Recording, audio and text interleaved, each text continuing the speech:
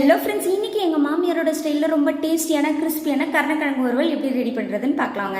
இதுக்காக 400 கிராம் அளவுள்ள கருணக்கிழங்கு தோல் சீவிட்டு கழுவிட்டு இந்த மாதிரி கட் பண்ணி எடுத்து வச்சுருக்கேன். இதை நல்லா கொதிக்கிற தண்ணியில் கொஞ்சமாக மஞ்சத்தூள் போட்டு முக்கால் பதம் வேகிற அளவுக்கு வேக வச்சு எடுத்து வச்சுக்கலாம். இப்போ மசாலாக்காக ஒரு சின்ன கொட்டை அளவுக்கு புளியை ஊற வச்சு கரைச்சி தண்ணி எடுத்து வச்சுருக்கேன்.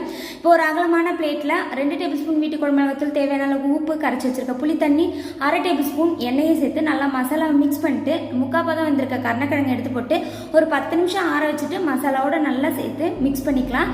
இதை ஊற வைக்கணும்லாம் அவசியம் கிடையாது, அப்படியே போட்டு ஃப்ரை பண்ணலாம். இப்போ கடாய் வச்சுட்டு 2 டேபிள் ஸ்பூன் எண்ணெயை ஊற்றிட்டு எண்ணெய் நல்லா காஞ்சதுக்கப்புறம் நான் எடுத்துருந்த குவான்டிட்டியை 2 பங்காக பிரித்து பரவலாக போட்டு விட்டுருக்கேன். போட்ட உடனே கரண்டி போட்டு கலரக்கூடாது. ஒரு 5 நிமிஷம் கழிச்சுட்டு நல்லா 2 பக்கமும் ரோஸ்ட் பண்ணிவிட்டு இறக்கிறதுக்கு ஒரு 5 நிமிஷம் முன்னாடி ஒரு கொத்து ஃப்ரெஷ்ஷான கருவேப்பிலை போட்டு நல்லா முருக விட்டு எடுத்தோம்னா சூப்பரான டேஸ்ட்டில் கருணக்கிழங்கு வறுவல் ரெடி. இது வெறுமனே சாப்பிட்றதுக்கு அவ்வளோ நல்லாயிருக்கும். இந்த வீடியோ உங்களுக்கு பிடிச்சிருந்தா லைக் பண்ணி ஷேர் பண்ணி சப்போர்ட் பண்ணுங்கள்.